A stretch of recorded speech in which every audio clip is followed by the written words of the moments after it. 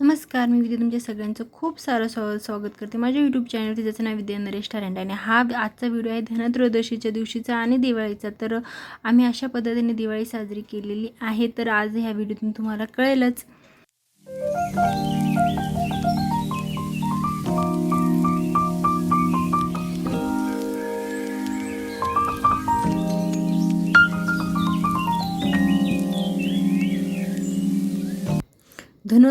धनत्रयोदशीचा हा दिवस आणखीन एक गोष्टीची स्मृती म्हणून पाळला जातो. क्षीरसागराच्या मंथनातून 14 रत्ने बाहेर पडली. त्यात चंद्राचा थोरला भाऊ म्हणून धन्वंतरी हे 5वे रत्न बाहेर पडले.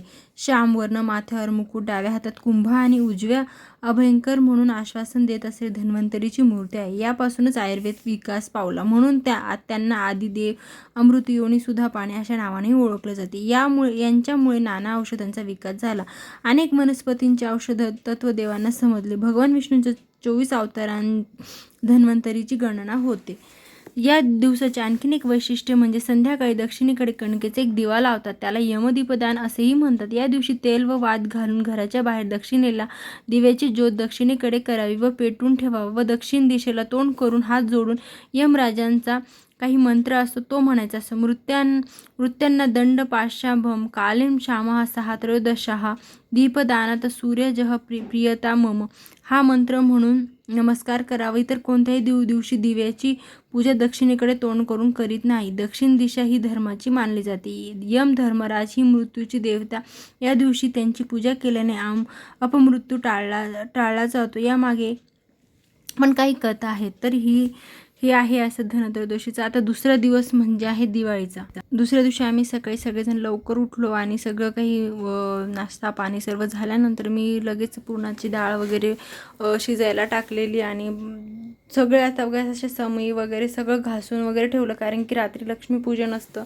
तर पटापट सगळी कामं करायची असतात. घराला पण सजवायचं असतं. स्वयंपाक पण पुरणपोळीचा खूप जास्त असतो आणि हे सगळं करत असतानाच आपल्याला थोडी थोडी कामं देवपूजेची म्हणा, दिवे वगैरे हे सगळं करायचं असतं. तर ते आपलं धनत्रयोदशीचं सगळे मटके वगैरे जे होते छोटे छोटे भरलेले, तर तेच तसं ठेवून दिलेलं होते मी ते झाकून. तर आता बघा मी रशी करायला घेतलेली आहे. तर म्हटलं थोडं थोडं कसं असतं ना, भात भजे आणि पोळ्या गरम गरम होऊन जातात, पण ही रशी वगैरे आपण पहिलेच करून ठेवलं ना, खीर वगैरे, तर आपल्याला थोडंसं सोपं पडतं. तर दुपारीच मी बघा असं पुरण वगैरे जे भांडे वगैरे सगळं पुरण दळून घेतल्यानंतर वाटून घेतल्यानंतर रशी करून घेतली. लगेच आपल्या मिरच्यांची आमच्याकडे भजे करतात ते पण करून घेतलं. आणि खिरीसाठी मी तांदूळ भिजू घातले होते ते केलं आणि पुरण पण आटून घेतलं, म्हणजे संध्याकाळी मला हे पुरण थंड होऊन जाईल तोपर्यंत, संध्याकाळच्या पोळ्या करण्याच्या वेळेपर्यंत. आणि मग परत संध्याकाळी मला रांगोळी पण काढायची होती. तर सो मी त्याच्यासाठी सगळं पटापट आवरून घेतलं, कारण की मग ऐन वेळेस पुरण थोडंसं गरम असतं तर पोळ्या फुटतात. तर त्याच्यामुळे दुपारीच ह्या सगळ्या करून घेतलेलं असलं ना, तर आपल्याला ऐन वेळेस घाई होत नाही, कारण की आपल्याला पूजेची पण तयारी करायची असते. आपल्याला स्वतःला त्या दिवशी नटायचं पण असतं लक्ष्मीपूजनासाठी, आणि सगळ्या आपल्या परिवारासोबत आपल्याला दिवाळी पण साजरी करायची असते, फटाके फोडायचे असतात. सो हे सगळी कामं असतात, म्हणून आपण पटापट स्वयंपाक करून घेणं पण गरजेचं असतं. आणि देवाला नैवेद्यही आणि द्यायचा असतो. आणि लक्ष्मीपूजन हे टायमावरच झालेलं बरं असं मुहूर्तावर, तर म्हणून पटापट आवरलं. आता खीर करायला घेतलेली आहे. तर मी आधी तूप टाकलेलं आहे कढईमध्ये आणि असं बदाम काजू भाजून त्याच्यामध्ये दूध उकळल्यानंतर दूध टाकलं आहे. आणि जे थोडेसे मिक्सरला मी तांदूळ वाटून घेतले होते जाडेसे, थोडे जाडसर, तर ते मी त्याच्यात घातलेले आहे. आणि अशा पद्धतीने त्याच्यात वेलची पूड टाकून वगैरे मी अशी खीर तयार केलेली आहे. खूप छान झाली होती खीर.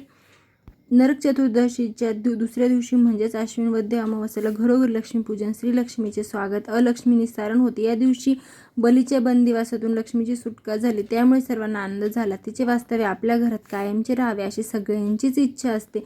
त्यासाठी सर्वजण तिची मोठ्या भक्तिभावाने पूजा करतात. व्यापारी लोकही या दिवशी लक्ष्मीपूजन करतात. दिवाळी म्हणजे दीपोत्सव.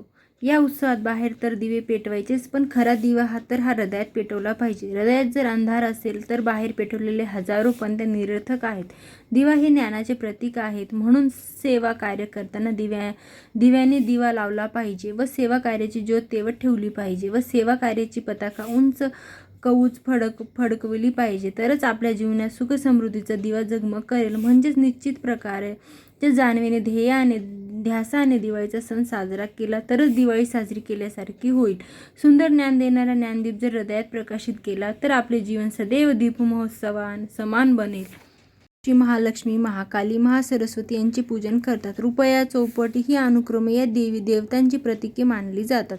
भारतीय संस्कृतीने लक्ष्मीला आई समजून तिला पूजनीय मानले आहे. वैदिक 4 ऋषींनंतर लक्ष्मीला उद्देशून गायलेले आहे. ओम महालक्ष्मीच विद्महे विष्णुपत्नीच धीमहि तन्नो लक्ष्मी प्रचोदयात.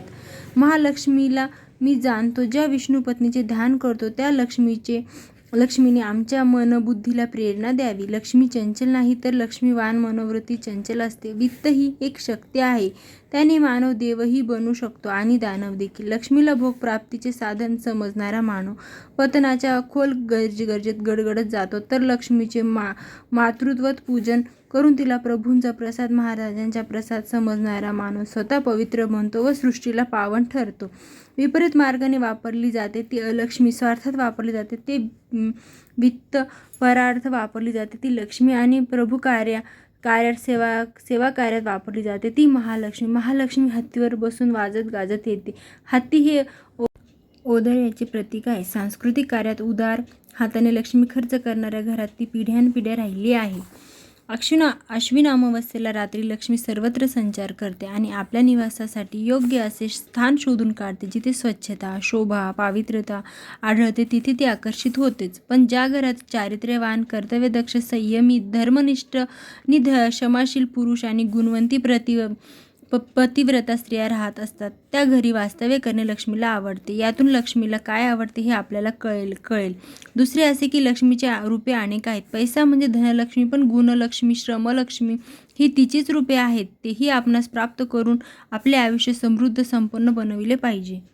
अशा पद्धतीने आम्ही घराच्या चारीभोवतीला लाईटिंग वगैरे लावलेले होते. अंगणात अशी सुशोभित सुंदर अशी रांगोळी काढलेली आहे आणि त्याच्यामुळे ना जे घराला जे रूप येतं, जी सुंदरता येते ना ती खूप अप्रतिम असते. असे सगळे ते धनत्रयोदशीच्या जरी दिवशी आपण 13 दिवे लावलेले होते तरी आज आपल्याला सगळीकडे अंगणाभरात दिवे लावायचे आहे आणि असाच आपल्याला आनंदोत्सव हा दिव्यांचा साजरा करायचा आहे. तर अशी बघा लक्ष्मीपूजनाची एकदम सुंदर अशी पूजा माझी झालेली होती. जो पुरणपोळीचा जो नैवेद्य होता तोही मी देवांना दाखवला. त्याच्यानंतर जे फराळाचं होतं तेही मी देवांना दाखवलेलं आहे. अशा पद्धतीने सुंदर अशी लक्ष्मीपूजन आणि धनत्रयोदशी आम्ही साजरे केले आहे. घरातील पूजा वगैरे सगळं लक्ष्मीपूजन झाल्यानंतर वेळ येते ती फटाके फोडण्याची. मग ह्याच्यानंतर आम्ही फटाके फोडण्याचा आनंद घेतलेला आहे पूर्ण मुलांसोबत, फॅमिलीसोबत आणि आपल्याला तो घ्यायलाच पाहिजे आणि मुलांकडेही आपलं लक्ष राहतं. म्हणजे पोळण्याची भाजण्याची शक्यता टळते आणि दिवे पण बघून घ्यायचे असतात मध्ये मध्ये चालू आहेत की नाही आणि त्याच्यात तेल घालायचं असतं. आणि भारतीय संस्कृतीत प्रत्येक सण आपल्याला एकोप्याने राहण्याचे आणि एकमेकांना मिळून सगळे सण साजरे करण्याचे सांगतात. म्हणूनच हे सणवार काढलेले आहेत. या सणावारांना आपण सगळेजण एकत्र येतो, एकमेकांना भेटतो. मित्रपरिवार, आपले जे नातेवाईक आहेत ते असे सगळेजण मिळून हा सण साजरा करायचा असतो.